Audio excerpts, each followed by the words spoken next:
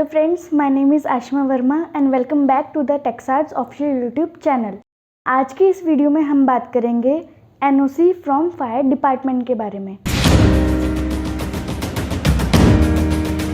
सबसे पहले हम बात करेंगे फायर एनओसी क्या होती है, किन किन लोगों को इसकी ज़रूरत पड़ती है, क्या क्या डॉक्यूमेंट्स की ज़रूरत होती है जब आप फायर एनओसी के लिए अप्लाई करते हैं, रजिस्ट्रेशन प्रोसीजर क्या होता है, वैलिडिटी पीरियड क्या होती है फायर एनओसी की, और एंड में हम बात करेंगे रिन्यूअल प्रोसीजर के बारे में, यानी कि अगर आपका फायर एनओसी एक्सपायर हो जाता है तो आप इसको कैसे रिन्यू करा सकते हैं। So friends, let's start the video. Fire NOC,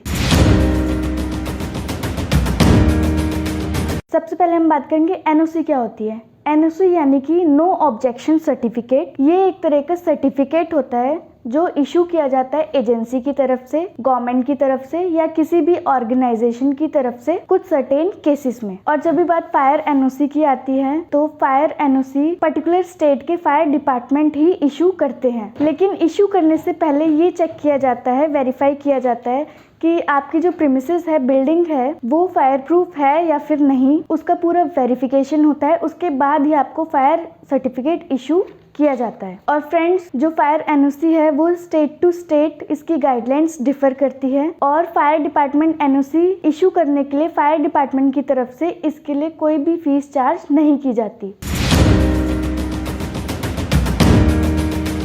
documents required for fire department NOC. तो फ्रेंड्स, अब हम बात करेंगे डॉक्यूमेंट्स के बारे में कि क्या क्या आपको डॉक्यूमेंट्स की ज़रूरत पड़ती है जब आप फायर एनओसी के लिए अप्लाई करते हैं। सबसे पहले copy of building plan layout which is issued by building authority including site plan, layout plan and analysis report. Second, copy of Aadhaar card and PAN card. Third, building model. Fourth, certified checklist of building by architect. Fifth, photograph of building clicked from outside. और सबसे last में certificate by recognized authority verifying electric wiring and its quality.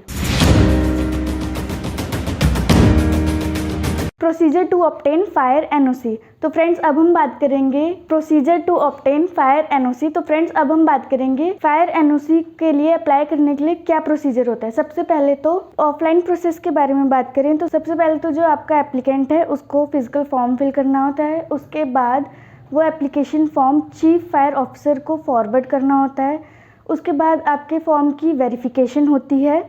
उसके बाद आपको certificate issue कर दिया जाता है। ऑनलाइन प्रोसेस की बात करें तो सबसे पहले जो एप्लीकेंट है उसको ऑफिशियल वेबसाइट को विजिट करना होगा। उसके बाद एप्लीकेशन फॉर्म फिल करना होगा with required details along with crucial documents. उसके बाद उस एप्लीकेशन फॉर्म को chief fire officer, chief inspector को फॉरवर्ड करेगा। फिर जो हमारा चीफ इंस्पेक्टर है वो हमारी साइट को विजिट करेगा, बिल्डिंग को विजिट करेगा, देखेगा, वेरीफाई करेगा कि आपकी बिल्डिंग फायर प्रूफ है कि नहीं है, नेसेसरी इक्विपमेंट्स बिल्डिंग में है कि नहीं है, वहाँ के रह रहे लोगों को कोई भी नुकसान नहीं होना चाहिए आपकी बिल्डिंग से। उसके बाद ही आपको सर्टिफिकेट इशू कर दिया जाएगा। Validity period. तो फ्रेंड्स, अब हम बात करेंगे फायर एनओसी के वैलिडिटी पीरियड के बारे में। तो जो रेजिडेंशियल बिल्डिंग है उसकी वैलिडिटी होती है अप टू 5 ईयर्स, और नॉन रेजिडेंशियल बिल्डिंग है उसकी वैलिडिटी होती है up to 3 years. Renewal procedure of fire NOC.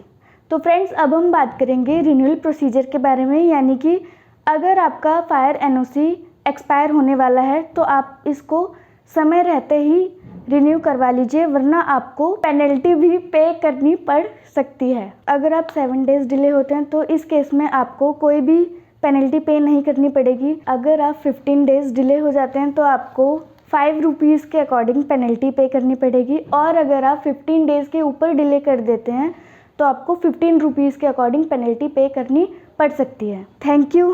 Fire NOC के बारे में सारी डिटेल्स मैंने आपको दे दी है, और अगर आप इन फ्यूचर प्लान कर रहे हैं फायर एनओसी अप्लाई करने के लिए तो आप हमसे कनेक्ट कर सकते हैं। और अगर आपको ये वीडियो पसंद आया तो शेयर करें, लाइक करें और हमारे चैनल को सब्सक्राइब करें।